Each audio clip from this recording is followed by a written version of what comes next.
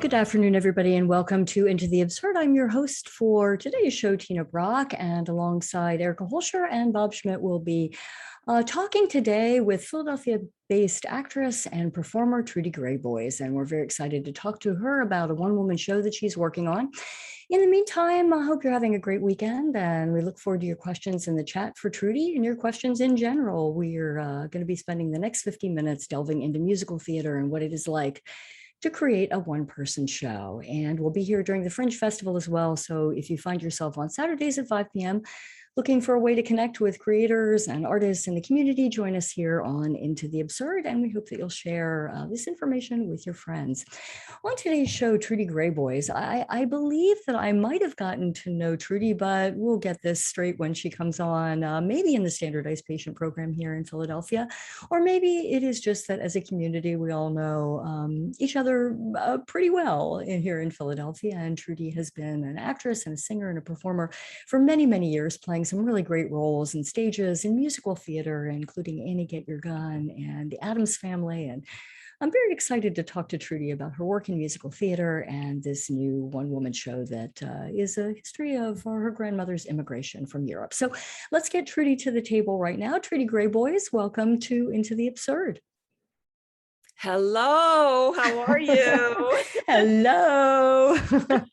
I'm okay. You know, we were talking just before the show, Trudy, about, you know, it's this time of year right before the Fringe Festival where theater comes alive and starts to get into high gear for the rest of the year. And there's just a great deal of ennui about all that right now. And, you know, as a performer who's just constantly working and busy out there on local stages and musical theater, I guess I'm going to start with this question, and that is what is the thing that you miss the most?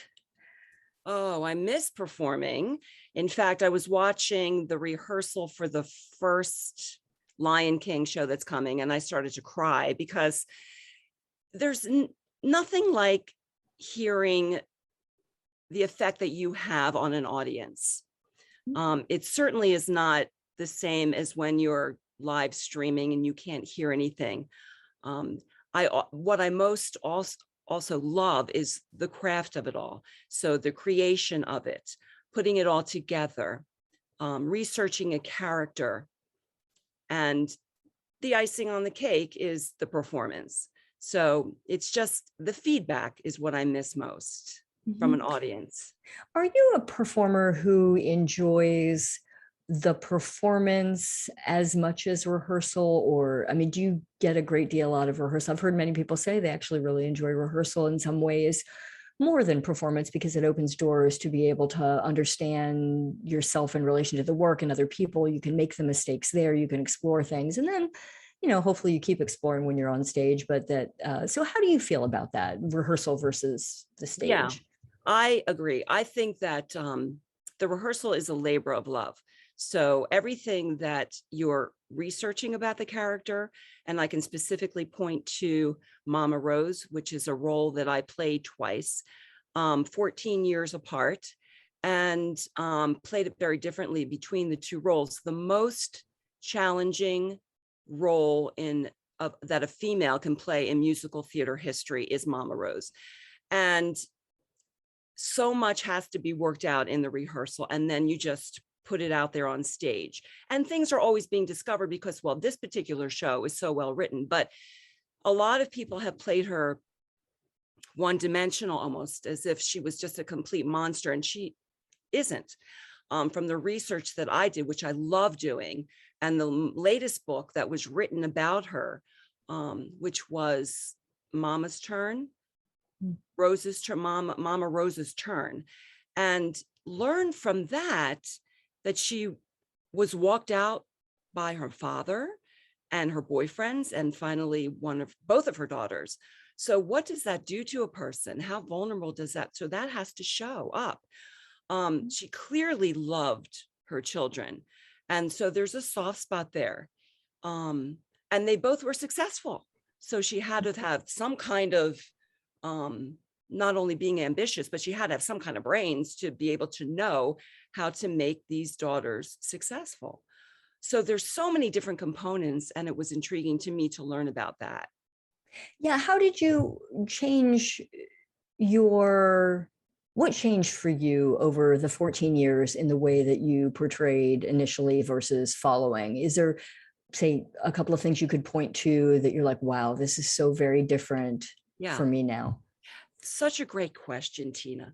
Her sensitivity to other people is what changed. And in fact, I did hear from people that saw both versions, your portrayal of her changed. There was a lighter side to her in some respects. And why would Herbie, her boyfriend, have loved her if there wasn't that lighter side to her that he noticed? So did you know that was happening for you as you were rehearsing it the second time? Did you say to yourself, wow, I mean, could you feel it? I could feel it. And I And, like that. It was just a deeper character.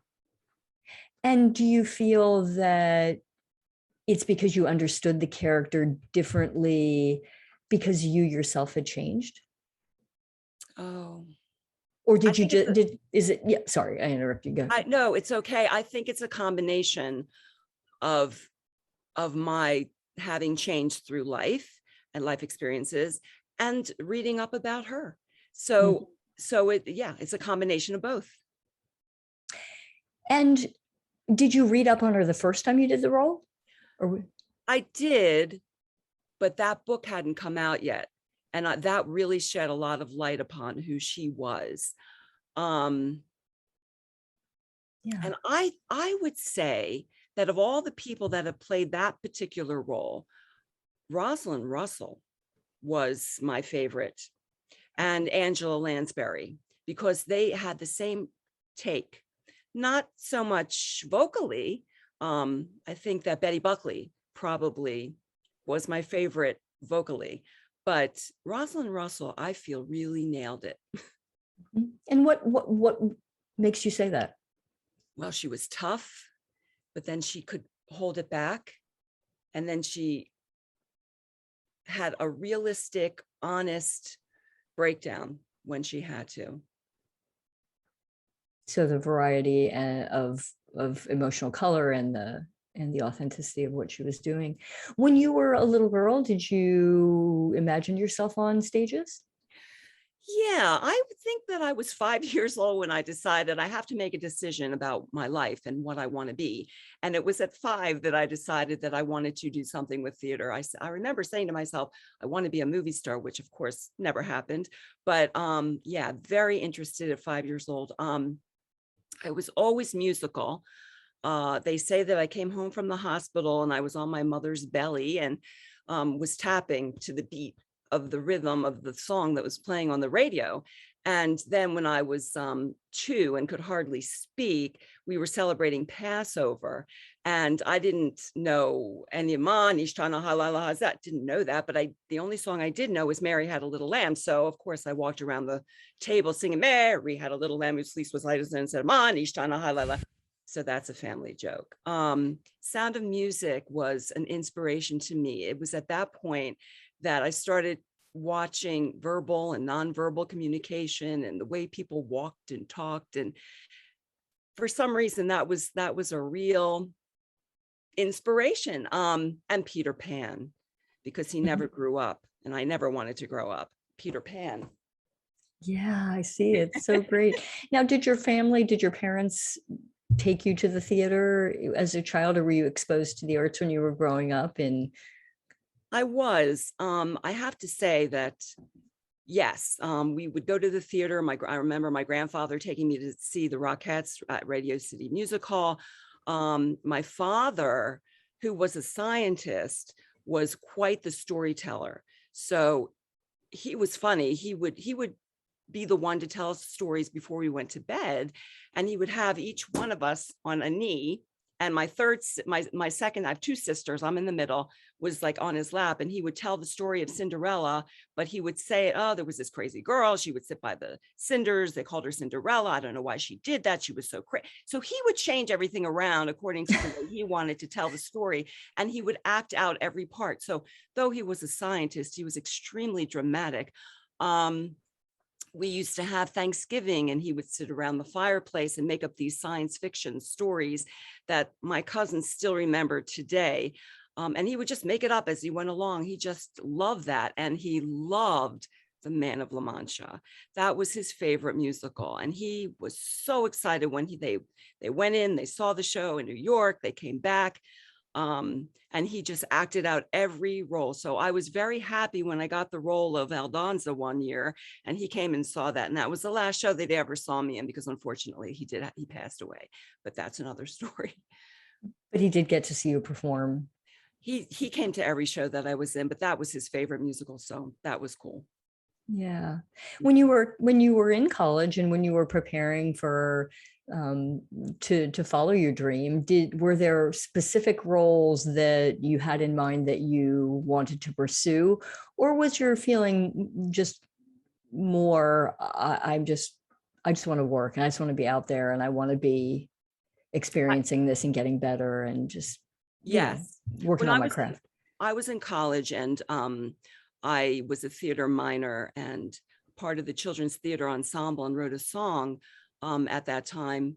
And we would go and perform at different elementary schools and do workshops with the children. And I really did enjoy that. Didn't enjoy touring, but I did enjoy performing with the children and writing the music.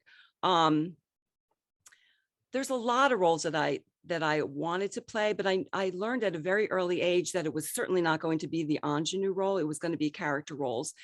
And I have to thank my mother for that, because she sat me down and said, look, this is the reality of the situation. You're a character actress. Those are the roles you should go for. And that's always what I did realistically. But specifically, whatever anybody wanted to give me was fine with me. And I was going to work it out, because I did like the work. Well, it goes back to what you said originally, and that is just to be in the space, the things that we miss so much, to be in the space, to be working closely with a group of people, to be working through all of those challenges, those artistic challenges, is when that's not there, and it's not there for a long period of time, you really, so I hear you, to be able to just have those opportunities. And then, as your career goes on and a role comes up that you really want to play, it's like, I'd love to do this. When you say you didn't love touring, what was it about touring that just didn't sit straight? I like to be in one place. Yeah, no, totally. That's a lot, right? I mean, part of what's so great about theater is like is the being able to do it every night with kind of the same wheels in place, but then to make it different. And when I was wondered about that. The reason I asked is I've not ever been on tour, and wondered like how many, it seems like it would present or could present considerable challenges. Yeah, with the venue, you're always having to change, and that's okay. I can be flexible, but I like being in one spot. Yeah, no, that makes good sense. Your one-woman show, Her Strength, Our Story. Tell me about when you decided that a one-person show was in your future. I had done women shows before. I started out doing producing, directing concert versions of musicals. I did community theater. I didn't like having the loss of control. Waiting to see, are you going to be cast? Are you not going to be cast? They don't like you because you look like an aunt that they hated their whole life. There wasn't that control. And I wanted to take the reins and do my own thing. So I created a show called Leading Ladies, which profiled a lot of Jewish women through the ages: Molly Pecan, Barbara Streisand, Fanny Brice. And then, as I said, I did produce with one of my partners, concert versions of musicals. So we did Bye Bye Birdie, and we did Man of La Mancha. Man of La Mancha, they gave me the royalty, and they said, we want the music out there, so we didn't have to pay royalties for that. Bye Bye Birdie, we did. We got what's his name? Bobby Rydell came to see it. So he played Huey in the movie, not Huey. Yeah. I can't remember the character's name right now, but we got him to see it because I put on Facebook that I was looking for him, and the president of his fan club got in touch with me, who got in touch with his wife, who called me and said he loves coming to things like this. So he came. So that was Oh, exciting. yeah. And then I always wanted to do, well, not recently wanted to do an immigrant show because we were living in such trying times and immigrants were going through some really difficult times. So I thought, okay, well, who could I do? And I started researching, and then I thought, wait a minute, what better immigrant than my own grandmother, who was an opera singer, and her family overcame incredible obstacles as they fled really from Russia to Poland to Germany and finally ended up in America. It's an incredible story. So when I was in college, I flew to Florida to interview my grandmother and my grandfather and got their stories on tape. And then I lost the tapes. So 2 years ago, I couldn't find them, and I wanted to do this show. It was like really a burning desire. And I started interviewing my sisters and her only living child, my aunt, Harriet. And there was a book written about her sister, my great aunt Pauline. So I put it together like a puzzle and, interviewed and researched like I was doing a part. And every time I found another piece, I was so excited. Then, of course, I had written a song already about my grandfather's life and how he met my grandmother. And that was going to be part of the show. There's so many different things that have inspired me along the way. Another song as a march is part of the show. And then I wrote another one about my grandmother's struggle, which is part of when she came here and she was in New York working in the garment industry. And then I heard this beautiful song that Julie Gold, who is a Grammy award-winning singer-songwriter from this area, from the Havertown area. And it was perfect for the show. So I got in touch with her and asked her if I could use it. And she goes, use it with my love, and I will not charge you anything. So if I have time, maybe I'll sing a little bit of that for you. But with each piece, I was so excited. And then there was the process of trying to get the right costume. This hat is part of the costume. So I started researching and calling people. And there was one theater I will not mention in Philadelphia who laughed in my face and said, you've got a budget and you're never going to find anybody with that amount of money that you want to pay. But I did. I got the next call was from this person who said, I'm new to the area. I want to get my feet wet. And she did a great job in putting together my costume. And that's Andrea Rouse, a little plug for her. Jeff McDonnell is a wonderful musician. And he took my music and he put it on tape, and it's all on tape and ready to go. And Sonia Robson she redid the pictures. She restored my family pictures and blew them up. And I used that to help tell the story as well. So everything came into play. And then in the end, right before I did my very first show this year, I found my grandmother's tapes. No, where did you find them? I was leaving the house to go to this show, and my husband went into the secretary, it's a desk that we got from my grandmother. And he said, what is this wrapped in this tote bag? And I'm like, oh, and I opened it up and there were her tapes after it was all complete. Yeah. I'm just curious, when you realized you didn't have the tapes or you had misplaced the tapes, did you try to, from your memory of the conversations, did you try to recreate it that way, or did you have faith that you would find the tapes, or how did you feel? Did you feel you had lost? I felt a loss. I didn't think I was going to find them again.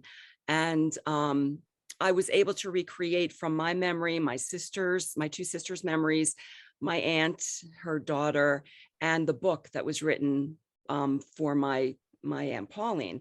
So it was put together. Then I listened to the tapes. Oh, and I had the tapes made into a disc, which I will probably play at the performances. and to hear her voice again, because she, as I said, was an opera singer, had the most beautiful, colorful voice. And to hear that again, it was just so emotional. And there were things that I did not remember that I have since added to the show from those Did you tapes. use part of the recordings part of the show as well, or the details from the recordings? I mean, did you? The details from the recordings are in the show, but I do play the tapes after my question answer period. I play the tapes. Have you performed the show yet? I did perform it at a senior center nearby. When did you begin the process of the show? That was in June Of June of 2020? of this year. Oh, wow. Yeah, it was booked at 4 or 5 different venues in 2020. And then of course it was all postponed because of COVID. I did a little short live stream from the show for one of the centers that booked me. Kelly's Music Center in Havertown is where it will be on September the 12th. And I did a little live stream for them. This one I did for a senior center in the area. My mom's there. And it went over really well. One of the residents asked me how many hundreds of times I'd done it. And I said, are you serious? This was my debut. This was my debut. But what was really cool about the performance was these were elderly people, and it brought back so many memories of their immigrant parents. So they were sharing all these amazing stories of their parents that came from Ireland and Italy and Germany and Russia. And one woman came to me at the end and she said to me, and I'll never forget this, "You have inspired me to write again." Oh, that's all you can ask for. That's all you can ask for, is that in some way someone is artistically changed or motivated to follow something. That's beautiful, Trudy. In the play, do you play your grandmother or do you play a variety of characters? You know, it's so funny. That's such a good question. I play my grandmother. I turn into her. At the beginning, I am myself. And then there's something that I do that transfers me into my grandmother. And then I come back out of it. So there's different ways that I do that. But one of my friends asked me that question. She said, I can see this as a movie and I can see all these different people playing all these different, and it wouldn't be hard to do. So who knows? We'll see. Right now, it's just me.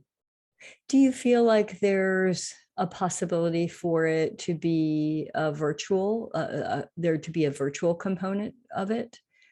Or is that just, it needs to be live? I'm not sure. I think right now it needs to be live. I really like getting the feedback. And I think it's a story, whether it's virtual or not, that needs to be told because of the resilience that my grandmother and her family went through and the love that they had for each other that really helped support what they ended up doing. You know, it's such a good question. And it could be virtual if it was written, because there's so many different characters that could enter upon the scene. Mm-hmm, sure. I was just thinking because there's a friend who does a lot of historical in live and historical characters in Philadelphia, and was talking about how her show was, she had done so many virtual shows, learned technology and mastered all of this over the last year, and how that challenge really just gave her a lot of strength in being able to bring it to audiences when we couldn't be live. And so that's, that was the thinking, is that, as a one person show, maybe there is a way to, to make it available in that. What is the most surprising piece of history that you uncovered or event that you uncovered in your research? There's a few. When I was piecing it together, and at the same time cleaning out my mother's house because she was moving, I found the letter that was written to my grandmother, allowing my father to come over to this country because they were separated. So that was amazing.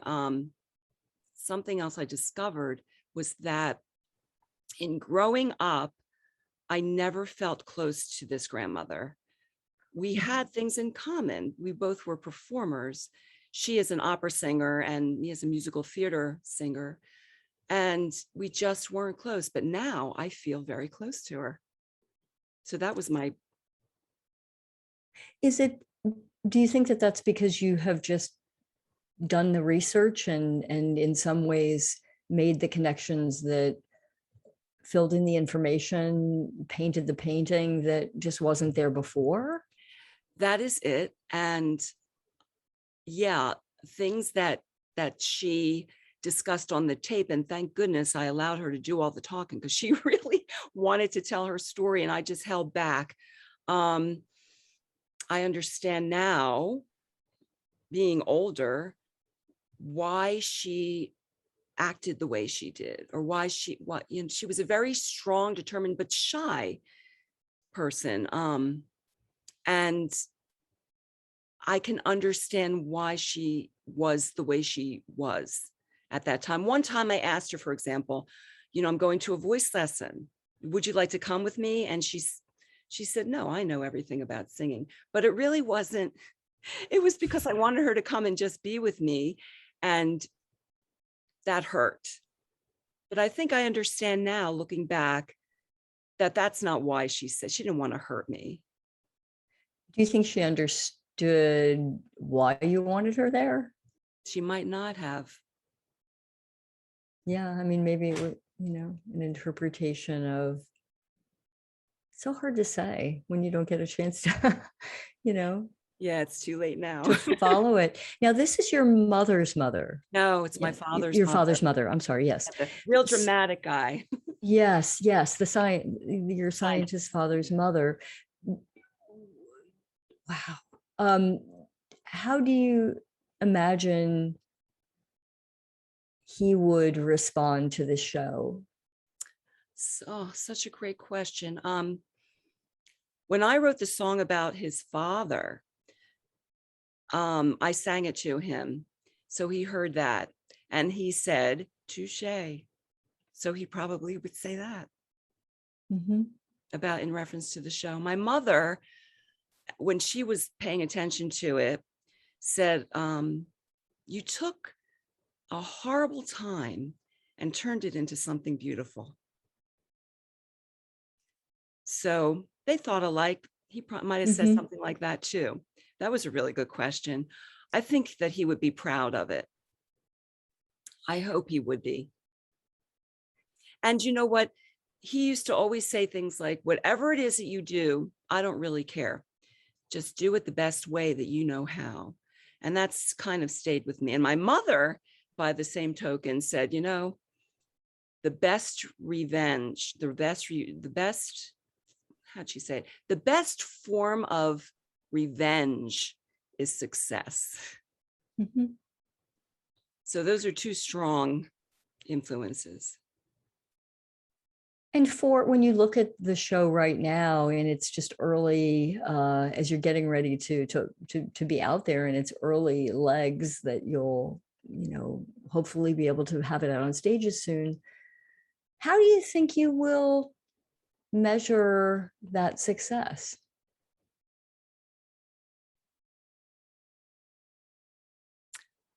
I think it's a feeling that you get when you've performed for yourself. Did I do her justice as I'm portraying it? Did they understand this story that I feel really needs to be told? And I guess it's not measured by, oh, you did well. Oh, yeah. Oh, good job. It's your own feeling. Because I mean, I know that, I don't know how you feel as a performer, but as a performer, I'm very, very critical of myself. If I go to sleep well that night, I would say that it probably was okay. When you were working on the show and you had questions about any of it, is the story, the things that you just mentioned, is the story coming through? Am I painting a picture that people can understand of this person? Whom did you turn to to help guide you through that? Was it your own internal, um, policing of that, or policing's too strong a word, but was it your own internal guide, or how did you decide how to edit, what to keep, what to get rid of, tone, all those things? Yes. It was my own internal feelings and direction. And if I had questions about things, I would call my sisters and ask them what they thought. But ultimately, I was the one that made the decision as to how to portray things. When you were performing, recently, you talked about how many in the audience were wondering how many times you had performed it, and it was your swan, it was your maiden voyage on it. Is the experience that you imagined, or the feedback that you got, that they were transported in their own imaginations to similar, to their own stories in this regard? Is that the connection that was being, is that what people told you as you? Am I happy that they connected with their own parents? Yeah, I mean, do you think that's what happened for them in the watching of the story, that they saw the story that you were unfolding about your own family, and it somehow opened their own imagination or their own memories, which then kind of rides along in a dual, you have the show that's unfolding in front of you, and you also have these flights of your own imagination that are, memories that are popping in. This sometimes happens when I go to a show, all the connections that are being made.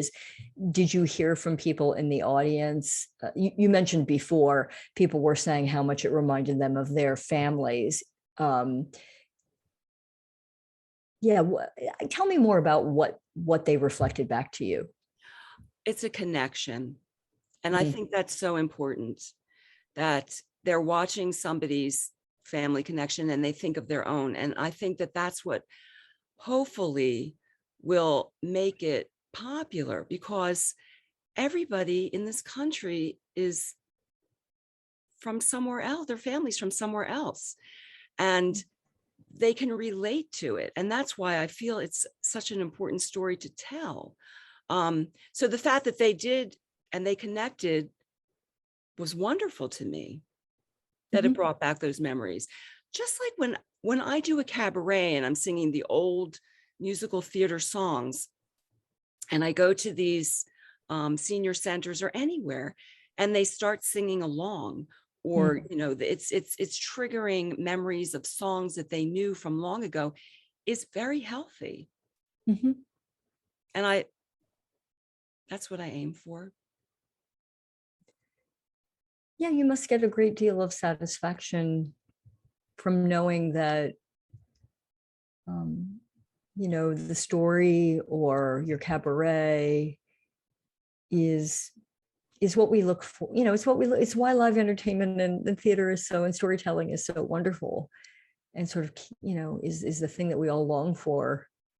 Because if somebody can connect to you, whether it's, from their parents that were immigrants or songs that they knew as a child, it makes them feel good, and it helps their memories, specifically in senior centers. It's just all a good, positive thing in these times that are so difficult.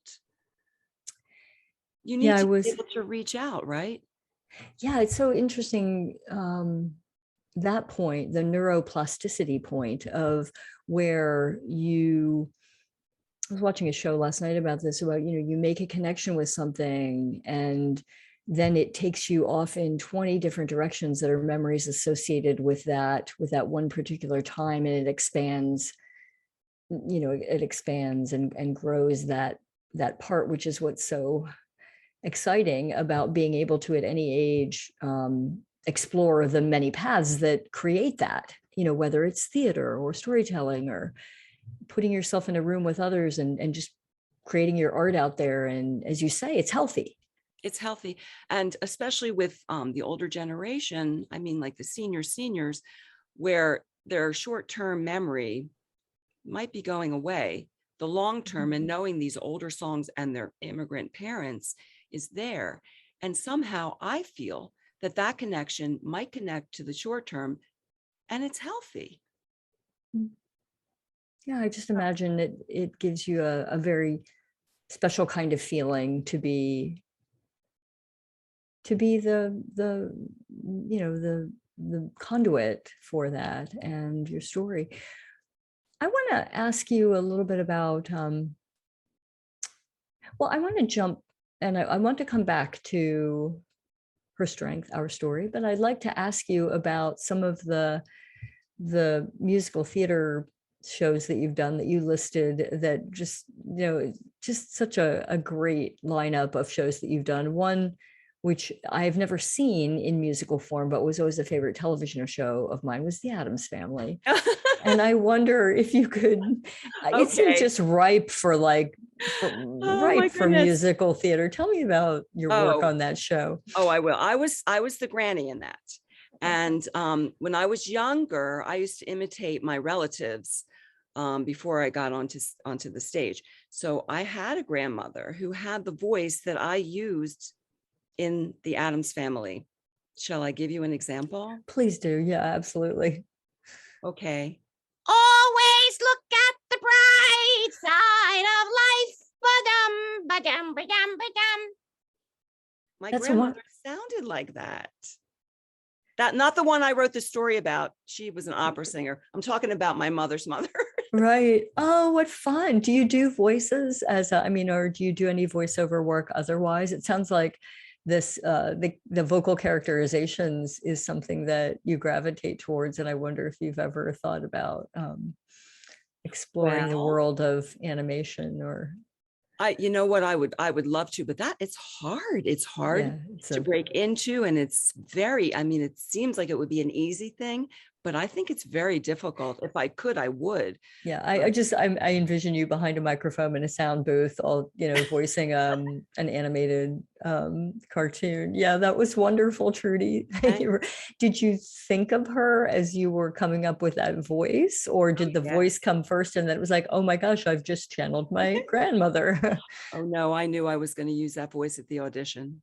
Great. Is it a voice you remember from your childhood as just being particularly problematic or wonderful?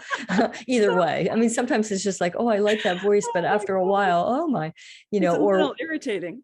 Well, yeah, or it's charming, or it's whatever. Do you remember as a child thinking, oh, grandma, Okay, well, I'll tell you this story. My grandparents, my whole family is from New York. And so my grandfather, my mother's father, was a watchmaker, and he was in business with his wife, my grandma Fanny, who had that voice. So one summer when I was working for Hal Prince, the producer, that's another story. Oh, we're going there next. On the weekends, I worked with my grandparents. And so my grandfather was working away and his one end of the store, and my grandmother was somewhere else, and she was looking for something and she couldn't find anything. And I'll never forget her saying, his name was Leo. Leo, I can't find it. Where is it? I'm like, oh, I got to hold on to that voice. Let me store that away. It was just one summer that I lived with them, so the voice didn't really get on my nerves for too long. She was great, very strong and a real survivor person. Of course, and you have to be. You gotta kick it in high gear if you're all the way at one end of a New York. The back of those things go back for blocks. And if you're trying to get the job done, and had a perfect. He was like so calm and cool and very patient person, and he's like, I'll be right there. You're talking about that just made me talk about making connections, made me think about every Kafka novel I've ever written. Not to say that your grandparents should be finding it, but there's always some bureaucrat somewhere, or someone, usually a bureaucrat, either working in an insurance office or, like checking off mounds of papers. I can't remember too many artisans like craftsmen where that, but I have the distinct picture of a New York shop in the 1920s and all of it. Sounds like a wonderful. Do you think that that aspect, your grandparents and the work that they did, it sounds theatrical on some level. Do you think that did that side of the family influence? That particular grandmother had a sister who was very, very musical. In fact, my great grandfather was very, very musical. And there's a lot of music in the family that has been passed down. I have a first cousin whose daughter who's a tremendous voice. And I have a cousin who was this grandmother's older sister who was unbelievable. I mean, he just sits down at a piano and he plays jazz and klezmer music, and he's a psychiatrist by trade, but he is an amazing musician and has written musicals and has taken it off Broadway and has done, I think he was at Harvard, and one of his musicals was put on by the Hasty Puddings Company and it won an award. I mean, yes, that side of the family has, not my grandmother in particular, but her siblings were very, very theatrical and musical. So it's in the So it's genes. there. Yeah. Well, tell us about how your summer with Hal Prince. Oh, I never met him because he was vacationing in Mallorca, Spain. But my mother's sister's husband, my mother's brother-in-law, my uncle, was Hal Prince's accountant. So I was so starstruck my whole life, and my parents were a little mortified and wanted me to be able to eat. And they said, there's something we need to do to burst this bubble. So my uncle got me a job working at Hal Prince's office in Rockefeller Plaza, running the switchboard. And indeed, it sort of worked that it burst my bubble, because actors, and I was about 15 at the time, and actors and actresses would come in and they'd give me their resume and they're like, please make sure you get this to Hal. And I'm like, okay. And it was just so degrading. And I'm like, I don't want to be here. I don't want to do that. It was so, that was sad. Trudy, I can so see you at the switchboard. There's so many between Ionesco plays and again Kafka and Dream Girl Elmer Wright. I mean, there's a great switchboard operator in every absurdist play. So oh my gosh.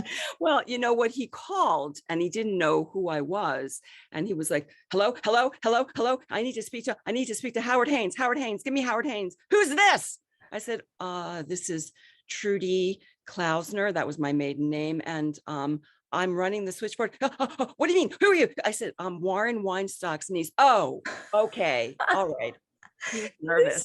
This is so great. This is a wonderful story. So were you there for the summer? Did you stay longer than that? Oh no, I was just there for the summer. That's all it took, right? Yeah, that's all it took. Yeah. Enough of the switchboard, enough of the trains, checking my jewels to make sure they were still there.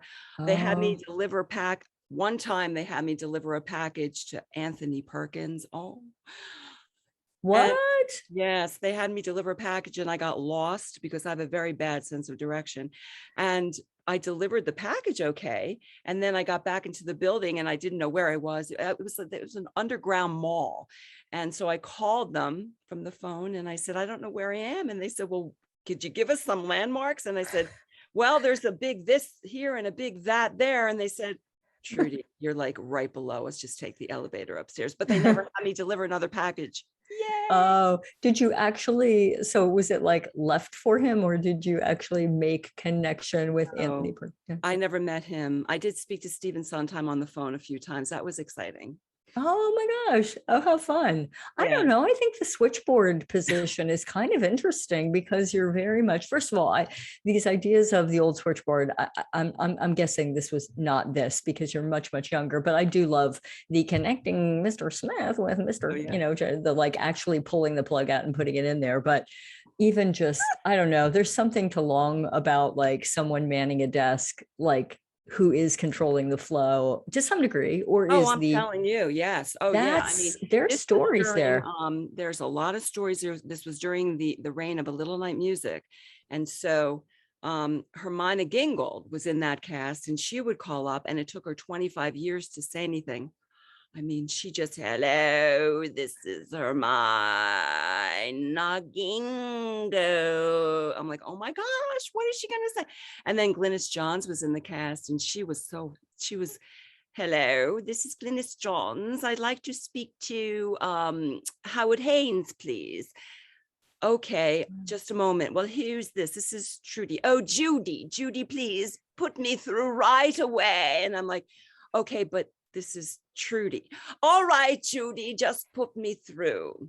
Isn't it rich? I used to imitate her in the office.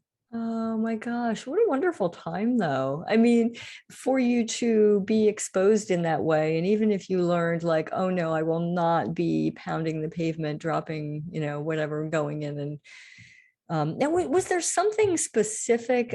Was it the volume of people who would show up with resumes, or was it more this just sort of desire on the part of actors and actresses to just, I guess that was a time when you generally showed up at offices, right? Yeah. And they would just walk in and hand me their resume and please make sure he gets it. Please make sure. And there were so many, and it was so pathetic. They were so desperate. And I know that actors would, like 6 months out of the year, they would be with their resumes and getting them out there. And the other 6 months out of the year, building their ego back up again. I mean, it just is so hard. Yeah. Yeah. I mean, so was the part that struck you as the pathetic part, just that the position they had to put themselves in really to just get a shot, get even seen? And that's did any of it ever go anywhere? I mean, did those resumes get passed on? I mean, was there a process? I don't know what the process was. I mean, I would take the resumes and hand them over to somebody else, and then they just took it from there. But I should have asked that question. I don't know what happened with them and whether they tossed them or they had to have a manager in order to even have him look at the resume. Sure. One really cool thing that happened, Maureen Stapleton came in because she was very good friends with George Abbott, and George Abbott shared the office with Harold Prince. And George Abbott was a really nice guy, very tall. So, and they were really good friends. So the two of them came in together, and somebody had, it was Hershey Chocolate sent them a big Hershey chocolate, and it was out there and everybody was like carving it and eating it. And she went over to it and she said, I can't eat any of that. That's like bad for me. And she looked at me and she goes, don't eat any of that. I'm telling you, she was just a really nice, wholesome, down to earth person. Wow. The airport wife from the movie Airport. It sounds like your summer was filled with some revelations and some excitement and some trips around New York City getting lost and all the things that like that space is known for, Now, did you leave there thinking, you mentioned that it kind of gave you a different look on kind of what you wanted to do. Did you really think about it when you left at the end of the summer? Like, did I think about that whole experience? Did you think, sorry. Yeah. I always think about that experience. I think that whole experience, kind of opened up my eyes. I mean, my parents got their wish. It opened up my eyes not to go there and maybe do my own thing became a real strength, that I wanted to produce and direct my own thing. So I had more control over it. I didn't like the trains going there. So the last time, well, I mean, I go into New York and I like to visit and see the shows and all that, but I also like to get out. I'm just not a city person at all. Sure. But I did perform at Don't Tell Mamas. That was one of the things on my bucket list. So my cabaret partner who helped direct and produce these concert versions of musicals is now a state representative. So we don't really get a whole lot of time to do our cabarets any longer, but we did go to Don't Tell Mamas and we performed there, and we did a show. This was an inspiration that was called Dustpan Diva. So this was the history of American musicals. And this idea came to me when I was teaching, because I have certification in elementary education. So I was hired to teach gifted children at Bryn Mawr one summer musical theater. And after the whole course, we had to create our own show, and we did. And then when it was all over with, there was a janitor like Carol Burnett walking in the back of the theater. And he said, wow, I liked what you did with those kids and all that. He goes, oh, I could tell you some stories. I used to work in Philadelphia and I met this person and that person. And I'm like, what a great idea for a cabaret. So what was born was Dustpan Diva. So there are these two janitors that are in the background of a theater, and they see all these big name artists coming and going. And the show was created, and we do all these different we talk about the history of American musicals and people that sang the songs and do the songs. And we did that at Don't Tell Mamas. And it was really funny when you asked me the question about success, because my husband was at that show, and it was packed. People came in from like the Philadelphia area to see it, and then some. But before it was packed, my husband was taking pictures, and he overheard the waiters and waitresses there saying, who are these people and why do they think they can be here? And they're not going to get an audience. And it was filled. So I never knew that happened until afterwards when we came home. He's like, guess what? So I thought, oh, and it was well received.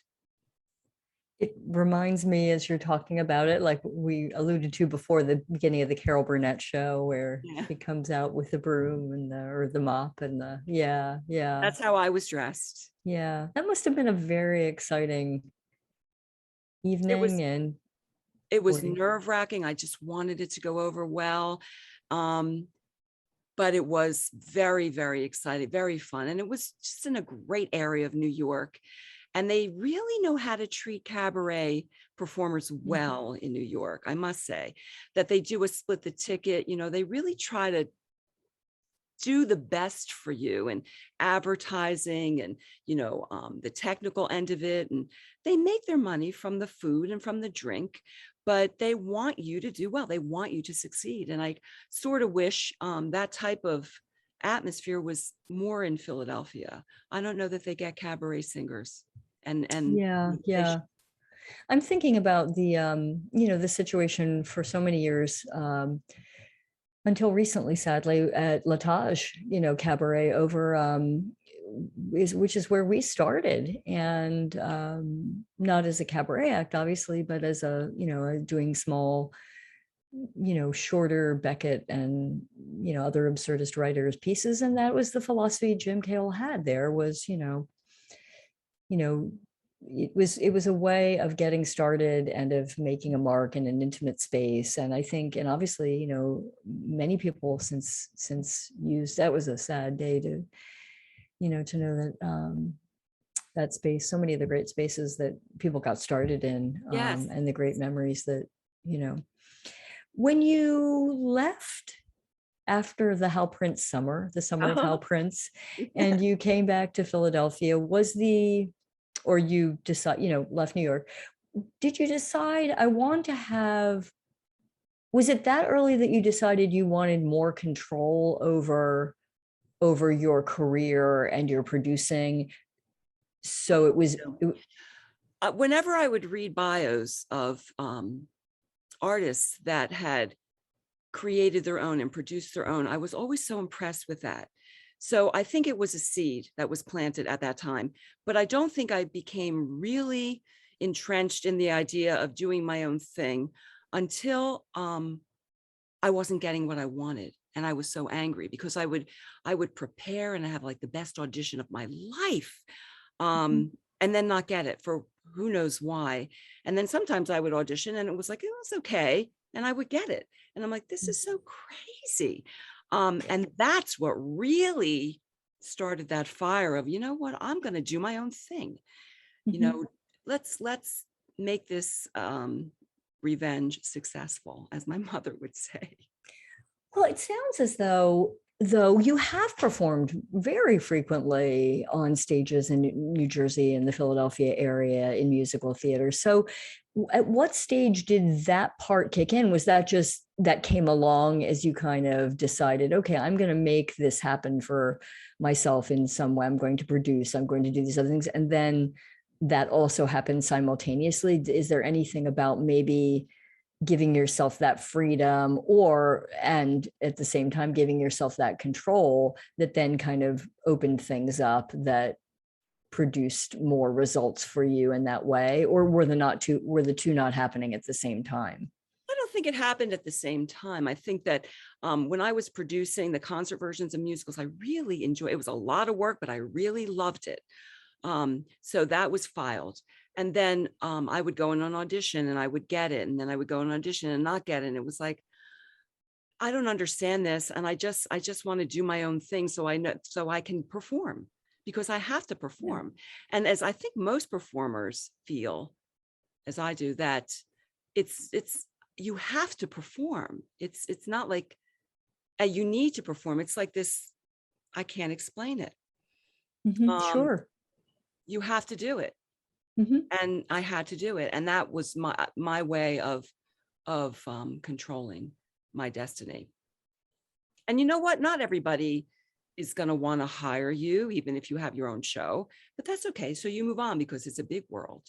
It is a big world, and lots of different places where your talent and your story needs to be heard.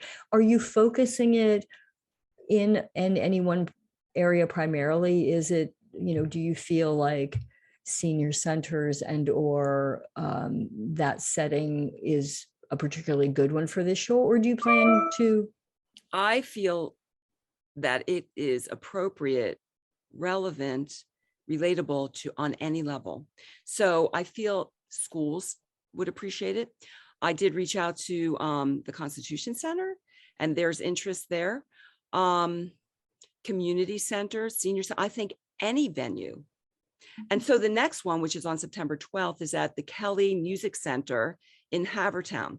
This is, it's a small venue. I think it seats 80, and they're expanding because they've had so many performers come in and they do singing contests.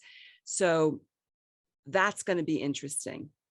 But I think any venue, because I just feel that there's a lot to offer within the show on different levels.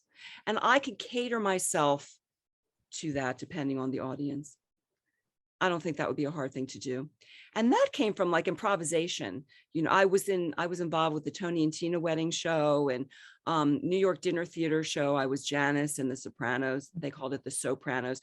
And so that was a scary time because I didn't know that I could do improvisational theater, but thank God I did it because it's just another little skill. So, if you go up on your lines, you know how to come back.